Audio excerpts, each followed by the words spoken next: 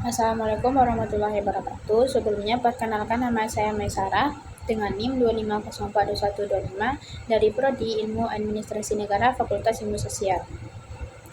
Pada kesempatan kali ini, saya akan menjelaskan mengenai apa yang telah saya pelajari pada modul 14 MKU Bahasa Mandarin mengenai materi membaca dan menulis huruf Hanzi.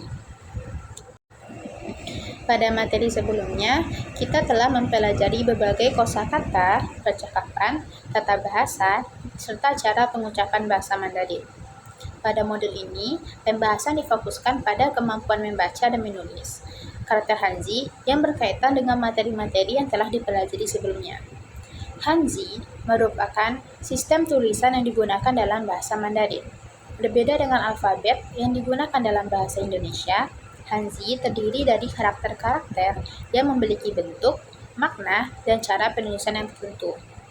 Oleh karena itu, ketika mempelajari bahasa Mandarin, kita tidak hanya belajar berbicara dan mendengarkan, tetapi juga harus memahami cara membaca dan menulis karakter Hanzi yang baik dan benar. Modul ini menjelaskan sebelum belajar menulis Hanzi, ada beberapa hal yang harus dikuasai terlebih dahulu.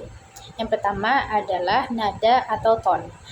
Karena setiap kata dalam bahasa Mandarin memiliki nada yang dapat mempengaruhi arti kata tersebut.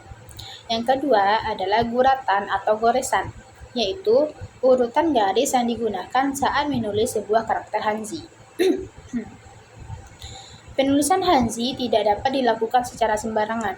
Setiap karakter memiliki urutan atau goresan yang harus diikuti agar bentuk tulisan menjadi benar dan mudah dipahami. Oleh karena itu, penguasaan guratan dan urutan penulisan menjadi dasar yang sangat penting dalam belajar Hanzi. Dalam modul ini juga diberikan beberapa contoh karakter Hanzi yang sering digunakan dalam percakapan sehari-hari. Contohnya adalah angka-angka dasar seperti Si yang berarti 4, Hu yang berarti 5, Liu yang berarti 6, Ci yang berarti 7, Pa yang berarti 8, Jiu yang berarti 9, Shi yang berarti 10. Selain angka, terdapat juga kata ganti orang yang sering digunakan dalam percakapan seperti Ni yang berarti kamu, Nin yang berarti Anda dalam bentuk yang lebih sopan, Ta yang berarti dia atau laki-laki, Ta juga berarti dia sebagai perempuan, Wo yang berarti saya.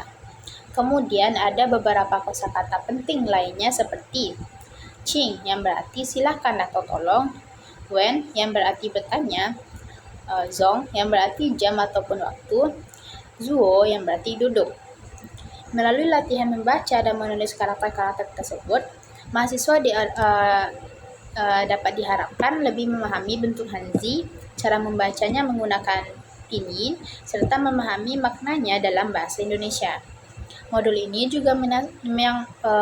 juga menegaskan bahwa keberhasilan dalam membaca dan menulis Hanzi tidak hanya bergantung pada kemampuan menghafal karakter, tetapi juga dapat memahami terhadap nada, jumlah goresan, serta aturan penulisan yang benar. Dalam latihan yang rutin, kemampuan membaca dan menulis Hanzi akan semakin berkembang dan membantu dalam memahami bahasa Mandarin yang lebih menyeluruh. Sebagai kesimpulan, modul 14 ini membahas pentingnya membaca dan menulis Hanzi sebagai bagian dari pembelajaran bahasa Mandarin. Untuk dapat menulis Hanzi dengan baik, kita perlu memahami nadanya dulu, guratan, jumlah goresan, dan urutan penulisannya. Selain itu, modul ini juga memperkenalkan beberapa karakter dasar yang sering digunakan dalam kehidupan sehari-hari, seperti angka, kata ganti orang, dan kosakata umum lainnya.